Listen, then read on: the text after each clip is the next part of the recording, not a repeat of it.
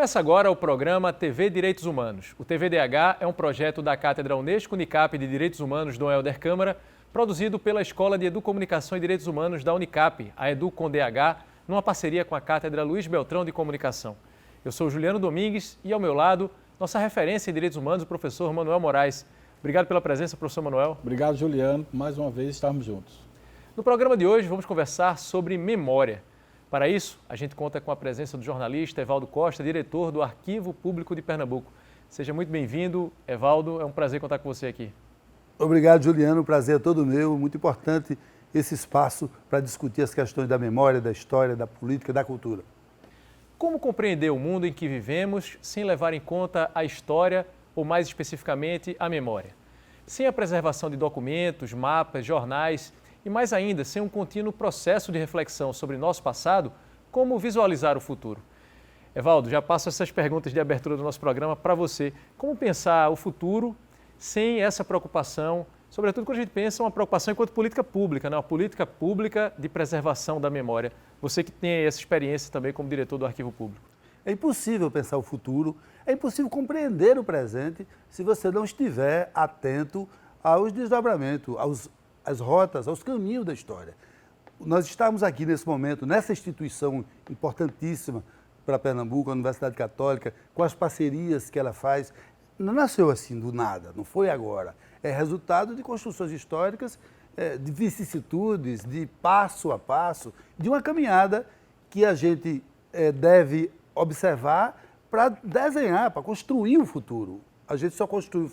A gente não é bicho. O bicho, o dia seguinte, haverá inevitavelmente, do jeito que for para acontecer. Nós, seres humanos, seres culturais, seres históricos, temos a obrigação de moldar o futuro, que o futuro seja melhor do que o presente e muito melhor ainda do que o passado. Isso só é possível se você tiver uma interpretação segura do passado, um conhecimento profundo da realidade do presente. Isso só pode se você estudar, se você tiver atenção para as provas, para a documentação das decisões, dos processos. Se você tiver, por exemplo, um patrimônio histórico preservado, se você tiver a memória cívica e a memória das culturas, das sociedades em que estivermos envolvidos. É esse conjunto de ideias, de pensamento, de acertos e erros que deve ser mexido no caldeirão do presente para construir o futuro que precisa ser diferente, precisa ser melhor do que os dias que nós estamos vivendo hoje. Professor Manuel, o que a discussão, a reflexão sobre a memória tem a ver com direitos humanos? Na verdade, Juliano, a memória, como disse Evaldo, ele é o construto, ele é a substância teórica, né, que permite você fazer a construção de um projeto de sociedade. A Unesco, inclusive, tem uma das suas missões o direito à memória e à verdade. Né? Ou seja, quando a Unesco tem um programa, né, de que tomba os patrimônios da humanidade, tomba arquivos, cidades inteiras, como a cidade de Olinda, que é tombada pela Unesco, é uma forma de preservação, porque essa preservação dignifica essa história e que possibilita a gente interpretar o hoje. E essa interpretação do hoje faz, como o Evaldo disse, a prospecção do que nós vamos ser para o futuro. Aprender com o passado significa encurtar os erros do presente, porque se eu já sei que esse caminho vai dar errado, por que eu vou seguir por ele? Então, isso é muito importante. Então, a questão da memória, ela tem um papel importante para os direitos humanos, porque os direitos humanos surgem dos erros do passado recente, não é? Nós estamos aí celebrando 73 anos da Declaração Universal de Direitos Humanos, então a gente está aí marcando que há 73 anos houve o Holocausto, houve uma crise global, 2 guerras mundiais. Então, esse passado nós não queremos ver, nós queremos construir uma sociedade mais justa, mais fraterna, mais igualitária. Quando a gente fala em memória, né, tem um aspecto, digamos assim, abstrato, né? E aí, Evaldo, eu queria te perguntar, pedir para que você fale para a gente, para quem nos acompanha, como é que isso se manifesta na prática, né, de maneira tangível, assim, você que está ali, né, responsável pelo Arquivo Público de Pernambuco, o que seria essa memória na prática? Que tipo de conteúdo, de material é possível acessar, por exemplo, numa instituição como o Arquivo Público? Veja, o Arquivo Público ele tem ele é o repositório da memória política, institucional e cultural de Pernambuco de quase 500 anos. Nós temos documentos do século XVI, do século XVII, XVIII, do século XIX, só para o telespectador ter uma noção, nós temos mais de 1000 títulos de periódicos publicados na cidade do Recife durante o século XIX. Criar um periódico no século XIX era como publicar um blog ou uma página numa rede social. Aí você me pergunta, quando as pessoas escreveram aqueles blogs, elas não estavam fazendo história, não estavam preocupadas com a memória, elas estavam vivendo o cotidiano, elas estavam exprimindo o que tinham necessidade social, cultural, psicológica de dizer naquele momento. O que é a memória? É você ter condições de ter acesso a esse material para você compreender como as pessoas viveram naquele momento. Eu fico imaginando, meu companheiro Domingues, se aquele professor da máquina de Olerã, sabe qual é o nome dele? Como é o professor? Do filme De Volta para o Futuro. De Volta para o Futuro. Se ele chegasse com aquela máquina na porta da minha casa e me perguntasse, Evaldo, você quer ir para o passado ou para o futuro? Eu diria, os dois, mas primordialmente para o futuro, porque o passado eu já vivo numa nave do tempo. O arquivo público é uma DeLorean. Eu ali, todos os dias, eu observo um recanto da história, eu olho um pedaço do processo que fez com que eu esteja sentado aqui hoje, que eu seja quem eu sou, porque determina as identidades, determina os movimentos.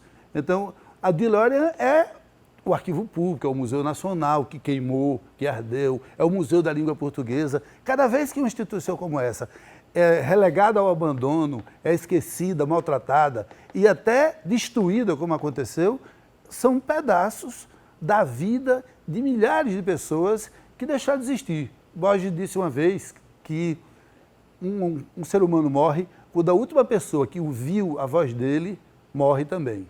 Quando a última pessoa que ouviu minha voz morrer, eu finalmente deixei de existir.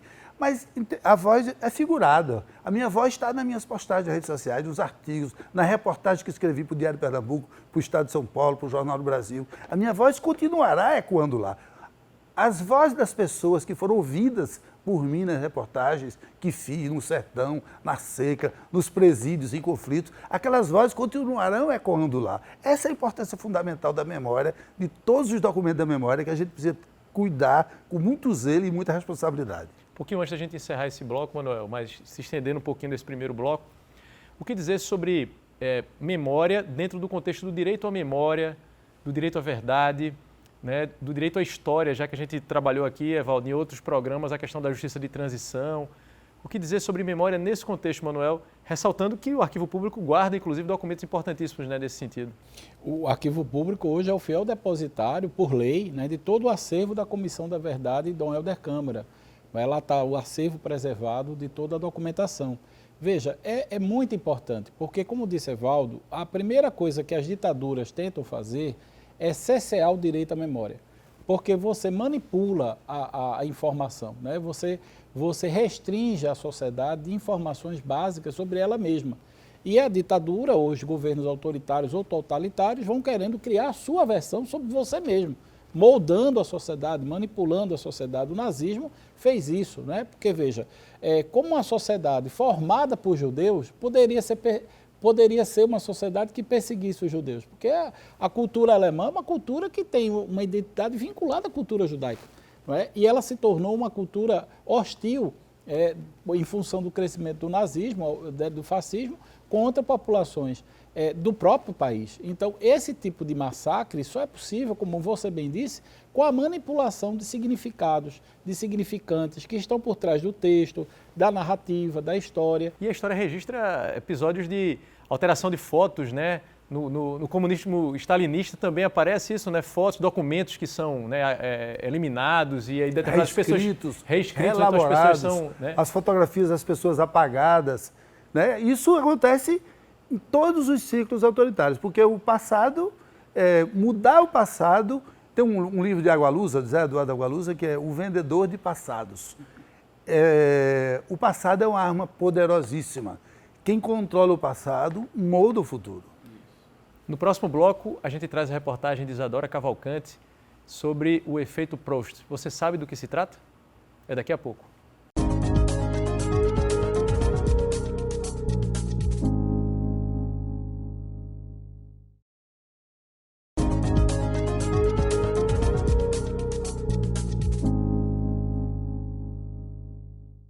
Estamos de volta com o segundo bloco do TVDH, que nesta edição traz o tema memória. E a gente abre esse bloco com a matéria de Isadora Cavalcante. O efeito Proust vem do termo francês Madeleine de Proust e se refere à memória involuntária. A origem da expressão é a partir de uma passagem no livro de Marcel Proust, Em Busca do Tempo Perdido. Madeleine é um biscoito popular na França, que ao comer, o autor é levado automaticamente para a infância na casa da sua avó. Além do efeito Proust, existem outros tipos de memória e formas de lidar com a lembrança. Na biologia, por exemplo, o órgão responsável por esse armazenamento é o cérebro, especialmente na região do hipocampo. Também está diretamente ligado aos 5 sentidos e às emoções, que juntos formam diferentes sensações e lembranças. A memória é muito importante porque a partir dela nós formamos a nossa identidade. Guardamos nossos acertos e erros para as escolhas que serão feitas no futuro. Lembrar não é apenas reviver o passado, mas repensar o hoje a partir das experiências vivenciadas. Nos estudos da história, vira uma fonte documental. Também é uma desconstrução de algumas memórias sociais, como indica o professor de História da Universidade Federal de Pernambuco, Pablo Porfírio. Mas para um historiador, ou para a história enquanto campo do conhecimento, a memória é, primeiro, uma fonte documental. Então, a gente trabalha essa memória com uma narrativa documental sobre o passado, e a partir daí incide todos os procedimentos metodológicos que um historiador, uma historiadora precisa utilizar para analisar. São sempre memórias do poder. E elas sempre se colocam sobre outras memórias, elas reprimem outras memórias. Então, o nosso trabalho é exatamente fazer essa história contrapelo para abrir espaço para que essas outras memórias também circulem na sociedade. Mas, sobretudo, para dizer que história e memória são coisas distintas. A memória também está relacionada à construção do país. O direito à memória reivindica a não possibilidade de esquecimento de alguns fatos, para que com eles exista o aprendizado e a não repetição dos erros. Para o professor advogado João Paulo Menezes, o direito à memória é a capacidade de resistência. E depois, com o período de redemocratização, nós precisávamos fazer justiça acerca das violações que ocorreram nesse período anterior. Então, esse direito à memória, ele é também um resgate amplo da capacidade de resistência, da capacidade de fazer com que a sociedade brasileira entendam que, nesses períodos autoritários e totalitários, nós não podemos cultivar as diferenças, né? E de promover um sentimento também de alteridade, de altruísmo, né?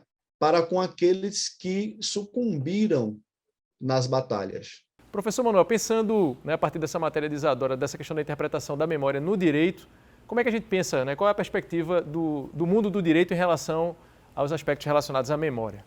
É extremamente importante. Para você ter uma ideia, isso passa pela construção de tratados internacionais que o Brasil faz parte, a criação de comissões da verdade no mundo inteiro, que foram criados exatamente para resgatar documentos, levantar informações, produzir arquivos necessários para garantir esse direito à memória. Porque, como eu disse a você, ela é muitas vezes roubada de forma coletiva no espaço público pelos estados autoritários. Então, um processo de democracia passa por garantir o reconhecimento a esse direito.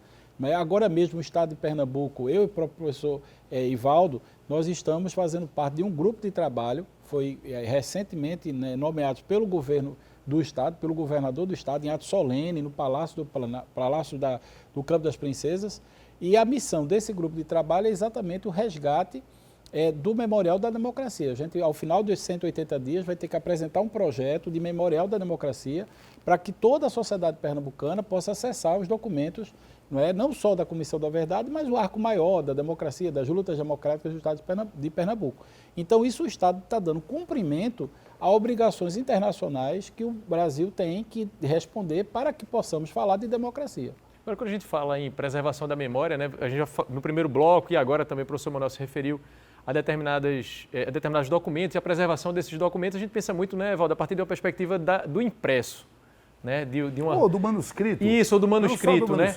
Mas a partir de uma plataforma como se fosse o papel, do né? construído, do prédio, Isso. da rua, do traçado. E ao mesmo tempo a gente vivencia um momento aí de transição, né, que tem se dado cada vez mais veloz, né?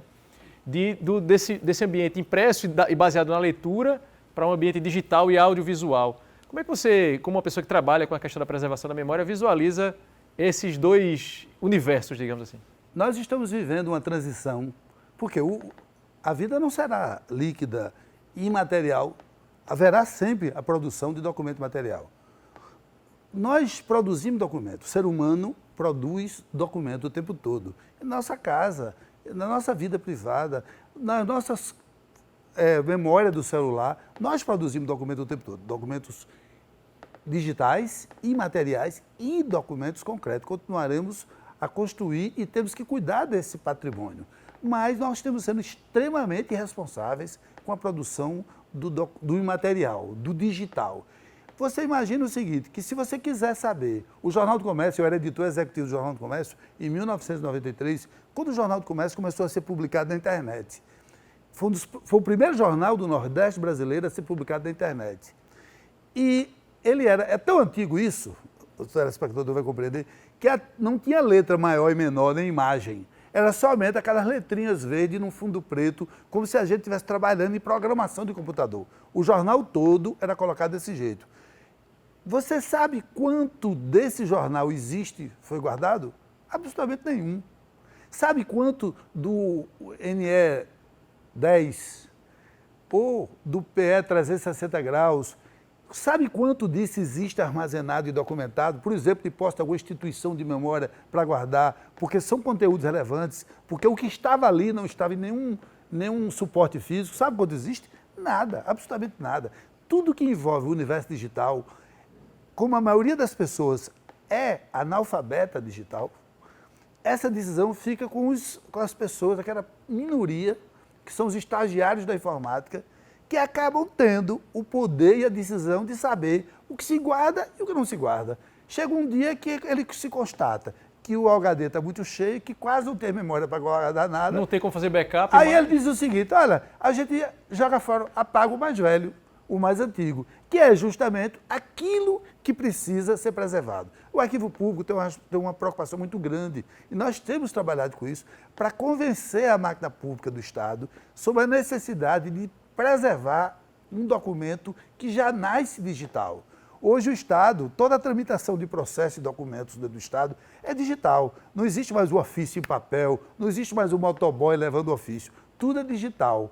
Agora, o que vai acontecer com isso quando aquele processo se concluir? Todo documento tem uma data, tem uma temporalidade. O documento que está na mão, o ofício que eu mandei hoje, que você recebeu, o e-mail que eu mandei para você recebeu, ele é corrente. Ele está vivo, você pode responder ou não. Ele é intermediário quando você não vai olhar mais para ele, não precisa anotar, mas se de repente você lembrar de uma conversa que tivemos e quiser resgatar, você ainda vai lá. Quando não for preciso mais, quando ele não for nem mais corrente nem intermediário, ele é lixo? Não, ele passa para a caixa do permanente, porque ele é material para consulta, não individual, não minha nem sua, mas das instituições de memória, dos pesquisadores que precisarão resgatar o que conversavam dois jornalistas na terceira década, no começo da terceira década do século XXI, sobre o que falavam e o que nisso é útil para as outras pessoas construírem suas identidades, seu presente e planejarem seu futuro. Quando a gente pensa, professor Manuel, a partir dessa perspectiva, né, da perda desses registros, né, no ambiente digital, isso pode ser pensado como um risco quando a gente pensa na garantia de determinados direitos, a partir da perspectiva do mundo do direito? Sem dúvida nenhuma. Tanto que, do ponto de vista legal, a universidade, por exemplo, ela tem que guardar durante 50 anos todas as informações sobre os alunos. É uma questão legal. Então, essa documentação precisa ser preservada, né? Do ponto de vista das políticas públicas, como disse Evaldo, é um risco enorme. Você imaginar que bancos de dados, como ele disse, de jornais, digitais estão e podem, né, realmente terem desaparecido. Pois é. Isso significa uma lacuna imensurável, né, de produção, de informação e de conteúdo que se perdeu. Então, isso, ao mesmo tempo, não é, como pensar em preservar tudo isso, né? Então, aí vem o desafio das plataformas, né, dos mecanismos de armazenamento dessa informação. Eu penso o seguinte, toda vez que falo em direito, eu sou impelido, minha mente é radicalmente dialética. Não tenho como fugir disso, se formou assim. Quando a gente começa a falar de direito, eu começo imediatamente a falar de dever. Sim. Todos nós devemos ter o compromisso com a preservação da memória e da história. A memória da nossa vida cotidiana, nossos antepassados faziam diários. Eu escrevi a biografia de Andrade Lima Filho, um jornalista dos anos 50 e 60, com base no diário dele. Então, hoje a gente não produz documento nenhum. Ou então os nossos diários são as redes sociais digitais, né? E que as pessoas postam lá e que depois evanescem, somem. Então, é o seguinte, nós temos que construir o dever de cada um de nós. Em quem votamos, que governos, que representação parlamentar nós colocamos. Se nós quisermos cuidar da memória, cuidar do presente e construir um futuro melhor, nem para mim, que eu já estou muito adiantado, mas para meus filhos e netos, quem quer fazer isso tem que ter responsabilidade. Mais do que direito, tem que pensar na perspectiva do dever, de escolher bem, de votar certo, de fazer a sua parte, porque se você não fizer a sua parte, esperar que alguém faça por você, não vai acontecer. No próximo bloco, a gente traz o quadro Fala Povo, com o repórter Micael Moraes. A pergunta é, para você, qual a importância em preservar a história, a memória? É já já.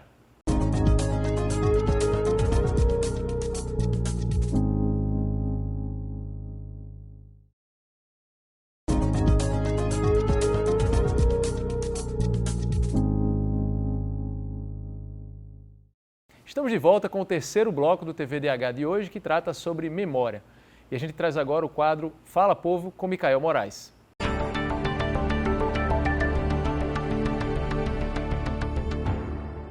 A preservação da memória individual e coletiva se dá pela necessidade de conhecermos sobre o lugar onde estamos e onde pretendemos chegar como sociedade.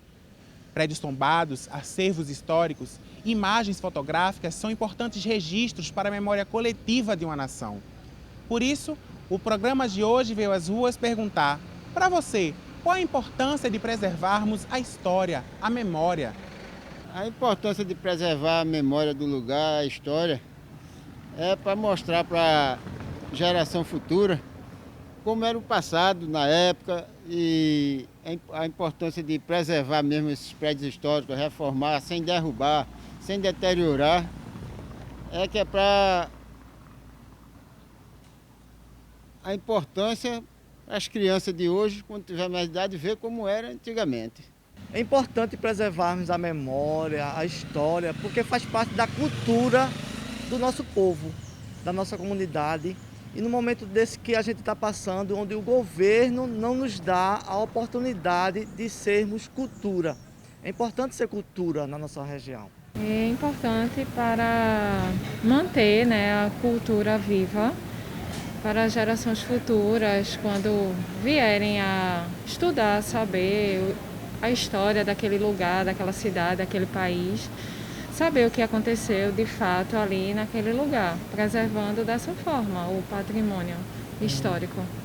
Voltando então à discussão sobre a preservação da memória, né, a gente acabou de ver no quadro, e voltando à questão do papel do Estado nisso, né, através das instituições, como por exemplo os arquivos públicos, né, Evaldo, mas também o papel dessas grandes corporações, né, chamadas Big Techs. Né, a gente falamos aqui sobre backup, né, armazenamento de dados digitais, e esse fala tanto sobre, né, o armazenamento nas nuvens ou nas redes sociais digitais, e aí a gente às vezes perde de vista que esse conteúdo é gerido, né, por essas organizações que obedecem a critérios, né, que dizem respeito aos seus interesses, né, essencialmente comerciais.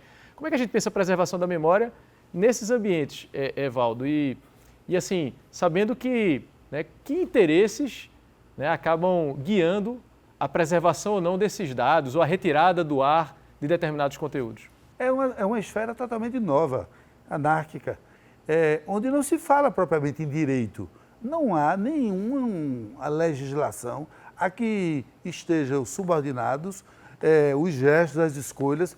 Tem as legislações comerciais nacionais, alguma coisa, mas uma são estruturas de poder tão importantes, de tal magnitude, que a Amazon, por exemplo, ela armazena todos os dados do Departamento de Defesa dos Estados Unidos estão em armazéns da Amazon. No fundo, se aquele senhor lá, que eu esqueci o nome dele agora... Jeff Bezos. Jeff Bezos. Jeff Bezos. Ele quiser dar um piripaque, hipoteticamente pode. Ele tem contratos, tem regras, tem segurança, tem um monte de questões de contratualidade, de direito civil, envolvendo um ente Estado que regula.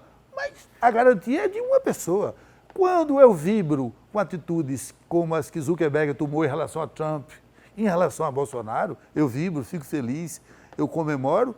No mesmo tempo, eu fico preocupado. A minha a que você se refere é a retirada do ar de determinados conteúdos. Retirada do ar de conteúdos. Não, essas estruturas de poder que são acima e além do Estado, são acima de qualquer autoridade. É a autoridade de um jovem de 30 e poucos anos, zilionário, que tem caprichos, que comete enganos.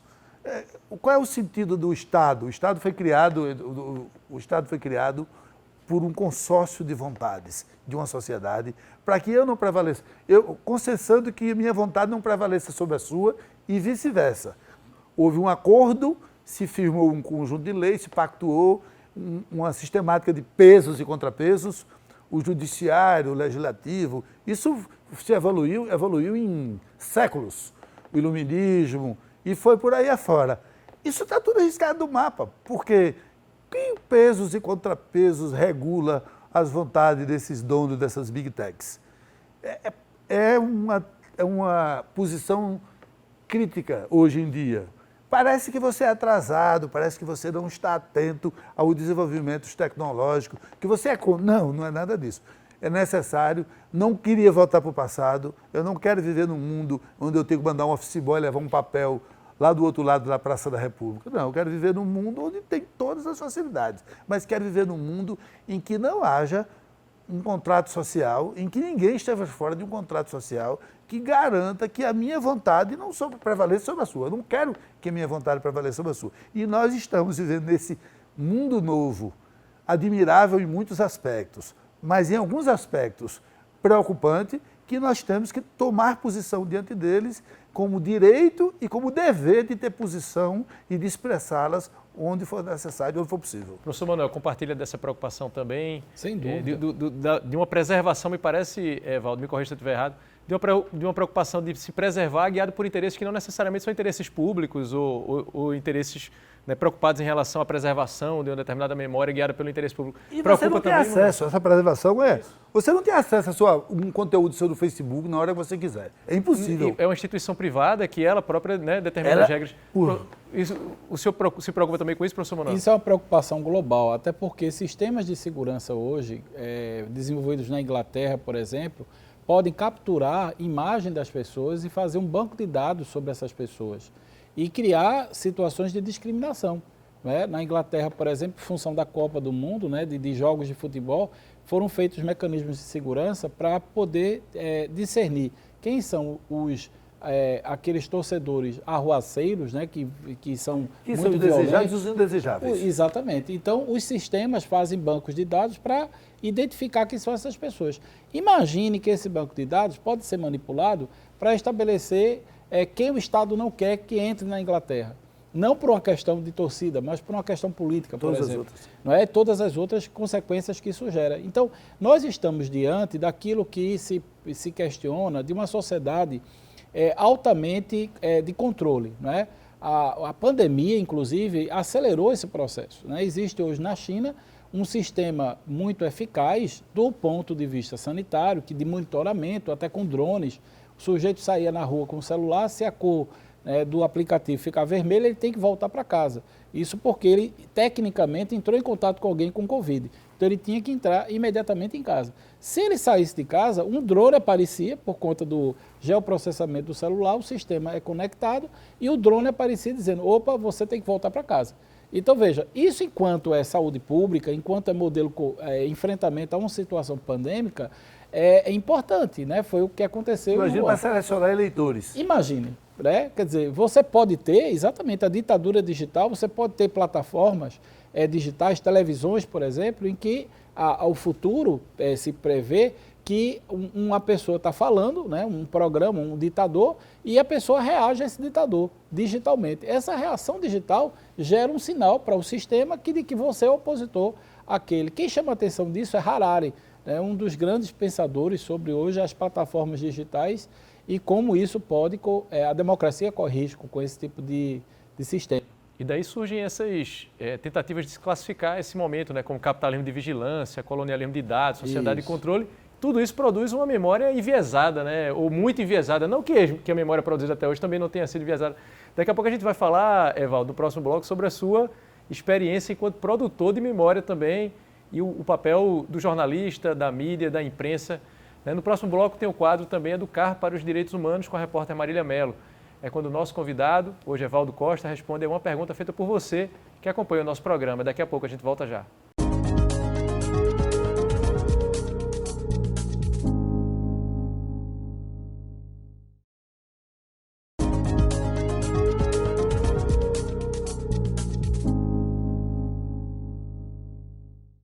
De volta com o quarto bloco do TVDH de hoje, que trata sobre memória. Nosso convidado agora responde a uma pergunta feita por você que acompanha nosso programa. É no quadro Educar para os Direitos Humanos com a repórter Marília Mello.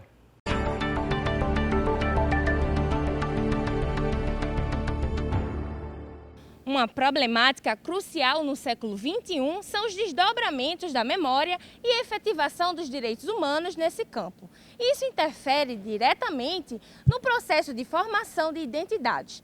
No quadro Educar para os Direitos Humanos do programa de hoje, Marcelo Dantas trouxe uma pergunta. Quando a gente fala de 11 de setembro, a gente logo se lembra da cena dos aviões colidindo com as Torres Gêmeas. Só que pouco se fala e pouco se lembra na mídia sobre o contexto de guerras que os Estados Unidos promovia na época.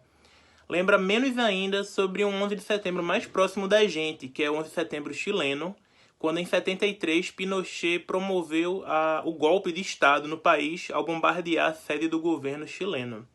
Dito isso, eu queria saber qual é o papel da mídia e da grande mídia nessa manipulação de memórias. Então vamos lá, a gente agradece a Marcelo Dantas pela pergunta e já passa a bola para Evaldo. Marcelo, olha, a pergunta é excelente e muito complexa, como é óbvio e todo telespectador percebe. O 11 de setembro aconteceu num contexto de guerra, foi uma resposta dada por um segmento da sociedade humana que precisava, sentiu necessidade de se confrontar com os Estados Unidos. Na verdade, aquela máquina de guerra usada contra os Estados Unidos foi montada pelos Estados Unidos, pelo imperialismo americano. Aquela máquina de guerra foi usada no Afeganistão, no Oriente Médio.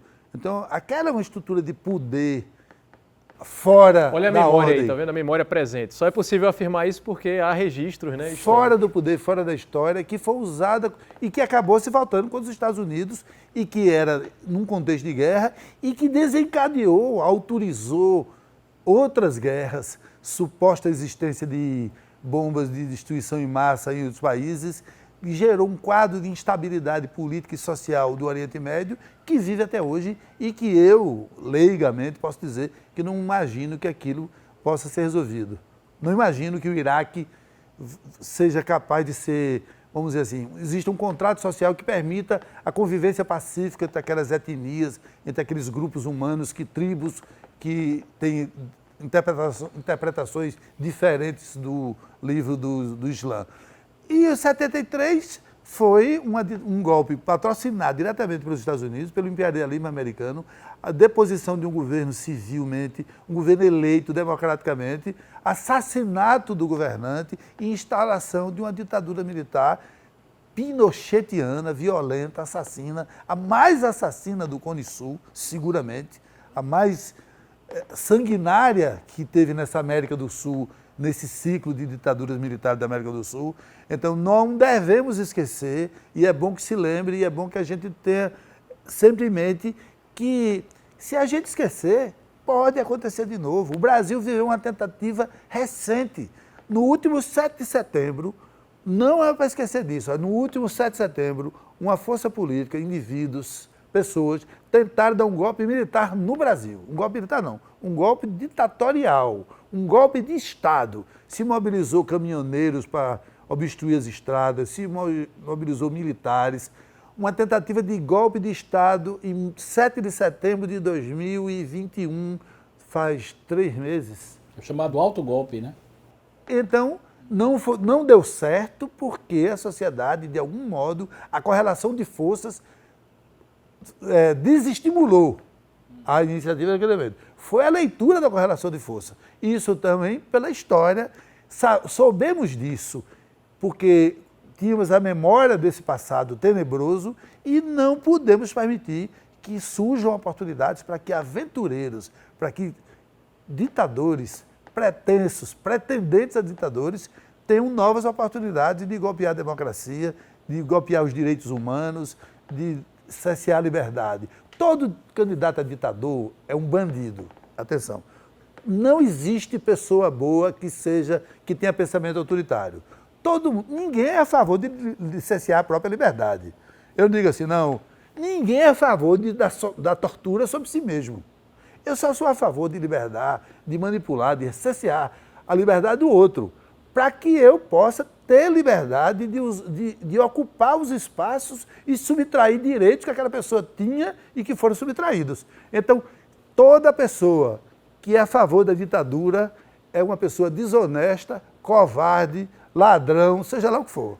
Professor Manuel, o que o senhor diria a respeito da pergunta de Marcelo, né, o papel da mídia nesse processo? Eu só quero complementar. Professor Manuel, complementa. Eu só quero complementar exatamente a brilhante exposição do Evaldo, concordo plenamente com tudo que ele disse. É preciso lembrar o seguinte, que no caso do Brasil, já que a gente transitou para a ditadura, quando a gente pensa na justiça de transição, a anistia política no Brasil foi anistia, veja, anistia dos fatos, não é da memória. Tanto que quando uma pessoa requisita a anistia política na Comissão Nacional de Anistia, ela vai no arquivo público, ela busca documentação sobre ela ou sobre terceiros, para que ela possa reivindicar o processo de reparação. Então veja que a nossa anistia é a anistia dos fatos e não a anistia da memória. Portanto, a anistia da memória no Brasil representa, ao contrário, um direito, né? O direito à memória. O STF, inclusive, reconheceu esse direito naquela discussão contra o direito ao esquecimento. Colocou o direito à memória acima do direito ao esquecimento naquela perspectiva, não é, que o STF discutiu. E do ponto de vista da mídia, veja, a mídia ela tem conglomerados, não é? Então, esse talvez seja o grande calcanhar de Aquiles desse debate no Brasil, não é? Porque a mídia, como ela é no Brasil, ela tem um papel privado, ela tem interesses comerciais, então a agenda da memória na mídia não é uma agenda que corre no mesmo caminho de outros países, né? Porque esses conglomerados muitas vezes não têm o interesse de garantir essa memória, porque faz parte de uma engrenagem de poder que também contribuiu para a ditadura. Nessa engrenagem de poder, Evaldo, está lá o jornalista, né, o repórter. E aí eu queria ouvir você Eu queria dizer, assim, como eu disse, a minha mente dialética, a questão da mídia no Brasil. A mídia é comercial no mundo todo. O Brasil, a sociedade brasileira, os progressistas, os democratas, somos maioria no Brasil. Essa universidade católica, todas as universidades, são formadas por uma grande massa populacional, gente de classe média, gente informada, esclarecida, que é competente, mercadologicamente falando, mas que nunca foi mobilizada e nunca foi capaz de induzir a criação de canais de expressão, de comunicação, como existe em todo mundo. Por que não existe um Le Monde no Brasil? Por que não existe um El País no Brasil? Por que no Brasil só existe Estadão, Globo e Folha de São Paulo? É uma falha da sociedade brasileira, nós progressistas, nós democratas, nós pessoas informadas, que sabemos ler jornal. Eu leio o Estadão, você lê o jornal, me informo muito bem. É um jornal que eu gosto de ler, porque eu não leio A mais B é igual a Bá, B mais A é igual a Bá. Não, no Estadão, B mais A é igual a talvez Z. E eu sei ler. Nós sabemos ler, nós os informados, nós os esclarecidos. E essa informação não é transitada para mais gente, não é socializada, é uma falha da sociedade brasileira. E é uma falha também, porque se a gente tivesse um El País, nós seríamos capazes de bancar, nós teríamos condições econômicas. A classe média brasileira, progressista, teria condições de bancar um El País, um Le Monde, ou um Le Monde brasileiro, ou um jornal brasileiro, transformar a Carta Capital num diário. Não fizemos isso por quê? Por incompetência, porque talvez um vício de origem na formação das nossas mentalidades. Nós somos um povo que excessivamente cordado, excessivamente dependentes de estrutura, da igreja, do Estado, dos partidos, e não mostramos capazes de construir alternativas, inclusive para nos informar. Por que é que eu só posso me informar? Por que é que não adianta brigar com o Globo? O Globo será sempre o jornal da classe dominante. Não adianta brigar com o Estadão. O Estadão será sempre o house organ da Fiesp. Prio. Não vai ter regulação da mídia que resolva o problema do Estadão. Eu não vou botar os censores dentro do Estadão, porque isso aí é voltar um tempo que eu não quero. Mas por que eu não tenho um Brasil 427 diário?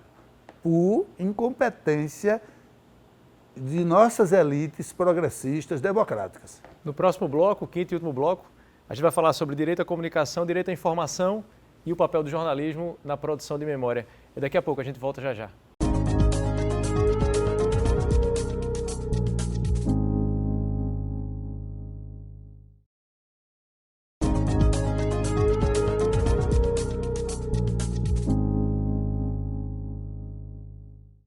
Chegamos ao quinto e último bloco do programa TVDH, que nessa edição fala sobre memória.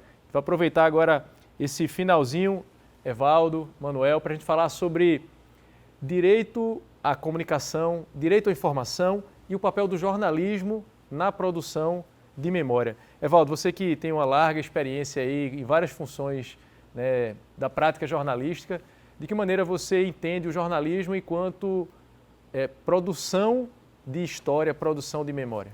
O jornalismo, eu digo, a coisa mais errada que existe no mundo é o jornal de hoje. Um jornal. Geralmente é tudo errado. Quando você sabe de um acidente que acontece perto da sua casa e você lê no jornal, a cor não era aquela, a hora não é aquela, mas não é nada mais próximo da verdade que o conjunto das publicações visto em perspectiva histórica. Passa um tempo, ele se corrige automaticamente e visto em perspectiva, a verdade está lá. A maior parte das pesquisas históricas são conduzidas em cima de fontes da imprensa. E qual é o problema desse momento do direito à informação? No Brasil, é a inexistência de pluralidade na oferta de conteúdos. O Brasil tem uma oferta muito limitada.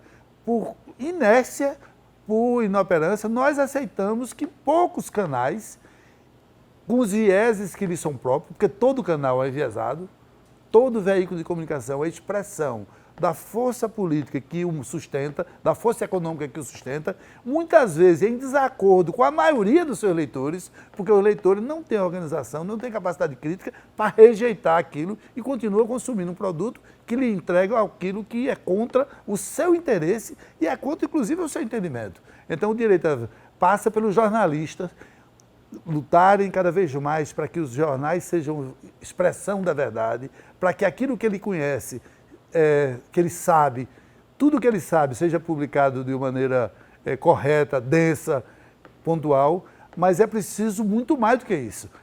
A economia é grande demais para ser entregue aos economistas, a guerra é importante demais para ser entregue aos generais. E a comunicação é importante demais para ficar com os jornalistas e, sobretudo, com os donos de empresas de comunicação. É preciso uma mobilização muito mais ampla. É preciso que toda a sociedade, é dever, não é direito, é dever da sociedade compreender que ela está abrindo uma caixa de remédio, engolindo o comprimido sem saber quais os efeitos que aquele comprimido. No mínimo, ele tem que conhecer que comprimido é aquele, qual é a bula daquele produto, e os brasileiros consomem sem ver.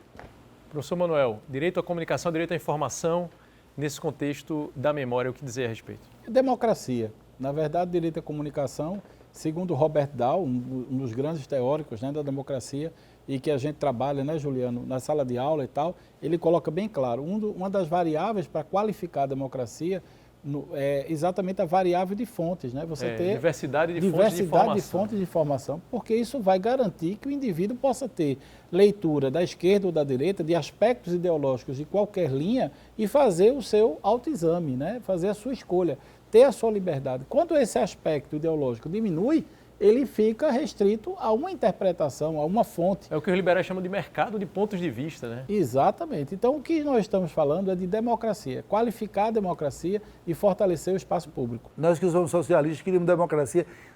Até a democracia liberal seria muito bem-vinda no Brasil, né? A democracia liberal, a lógica nós precisamos garantir. Nós tivemos agora que lutar para assegurar a democracia liberal e esse pensamento liberal dentro da economia da comunicação social que inexiste no Brasil. Infelizmente, Evaldo Manuel, o tempo da gente chegou ao fim. A gente agradece mais, Evaldo, a sua participação aqui. Mais uma vez, obrigado, viu? Eu que agradeço, uma grande oportunidade. Fiquei muito feliz de compartilhar com o Manuel e com você, Juliano, esse tempo de debate, de troca de ideias. Saio feliz, engrandecido, enriquecido. Nós aqui agradecemos. Mais uma vez, Manuel, obrigado aí pela participação, pela parceria. Eu que agradeço, professor Juliano. O TVDH é um projeto da Cátedra Unesco Unicap de Direitos Humanos, do Helder Câmara, produzido pela Escola de Educomunicação e Direitos Humanos da Unicap, a Edu com DH, numa parceria com a Cátedra Luiz Beltrão de Comunicação. Acompanhe a gente nas redes sociais e no nosso canal do YouTube. Até a próxima!